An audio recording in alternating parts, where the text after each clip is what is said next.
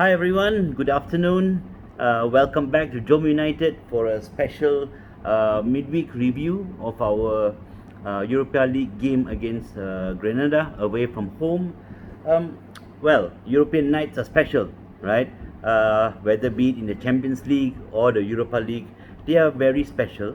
And European games are normally never won over one leg, right? I think as a United fan, we have suffered previously with the away goals rule. I guess when we think of the away goals, Monaco comes to mind. Leverkusen back in 0-1, 0-2 comes to mind. Where we drew the home leg 2-2 and then went on to only secure a 1-1 draw in the away leg, thus getting knocked out on the away goals. Galatasaray famously, when we drew 3-3 at home and went to hell in the Ali Sami Yen Stadium, and we only could come back with a 0-0 draw and again went out on the away goals rule. And what about away performances, right? I think pundits around the world would probably believe or would say that a away performance where you win 2-0 would be the ideal European performance away from home, where you don't concede and you actually take an away goal back to your home leg, right? And if you ask me for my personal opinion, I think it was a very professional away performance by United, and I think probably the penalty right at the end has actually added the icing on top of the cake, right? So it makes a big difference coming back from the away game with a 2-0 win than a 1-0 win. So kudos to the team as well. I think when we look at the starting lineup, and for me, happy to see David De Gea back in goal.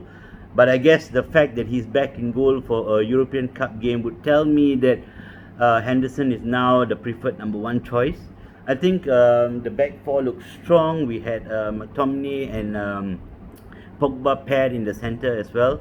So quite a very strong starting lineup, and I guess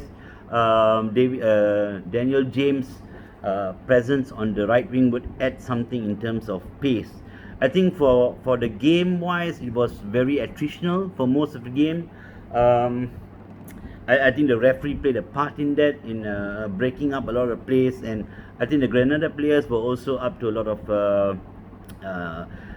resorted a lot of rough tactics to keep us from playing our usual game. But somehow it was the United guys who actually ended up in the book, right? So we lost we're losing Shaw, McTominay, and Maguire for the home leg. That's like half of our first defense or first choice defense gone due to suspension. So I guess that second away goal was really crucial.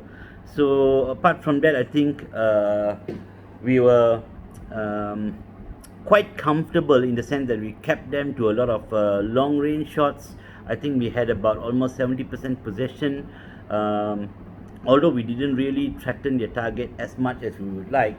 I think, like I said, away performances sometimes the result matters more than the performance. But I think what was wonderful was the goal by Marcus Rashford. I think it was a beautiful long-range pass from Lindelof that actually took out the entire Granada defense.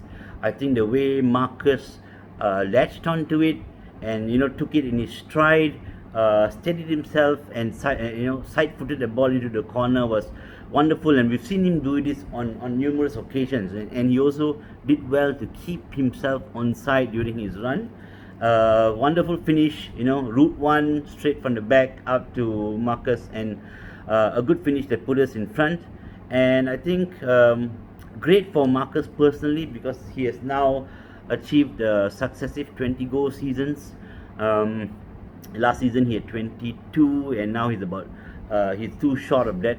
And along with that, he's also had about 12 assists this season, and that shows for me why for me Marcus Rashford is a key to the United attacking cog, and we are sometimes a poorer side when he doesn't play. He also equaled, I think, Bobby Charlton's 56-year record, in which he has now scored.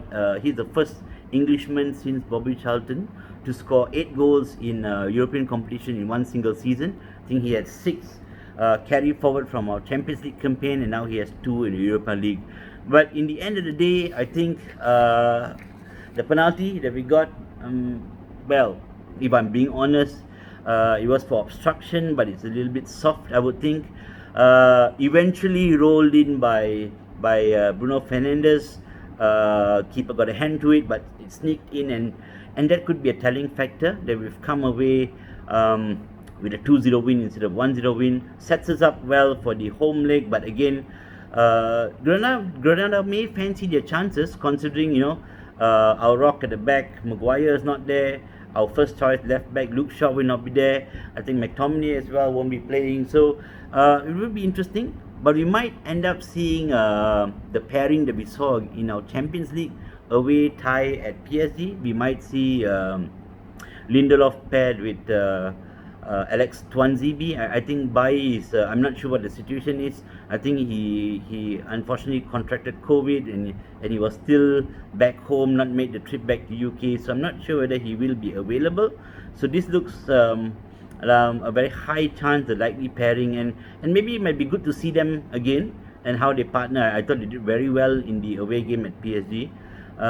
Probably Telles will come in for Shaw, and we'll see how it goes. So good to have a 2-goal cushion, and we should look to kill off the tie with an early goal if we can, and that would require Granada scoring 3, and might be a tall order for them. So the focus shifts to tonight's game at Spurs, and then back to the Europa League next week. So hope we get a good result at Spurs. Glory, glory, Man United.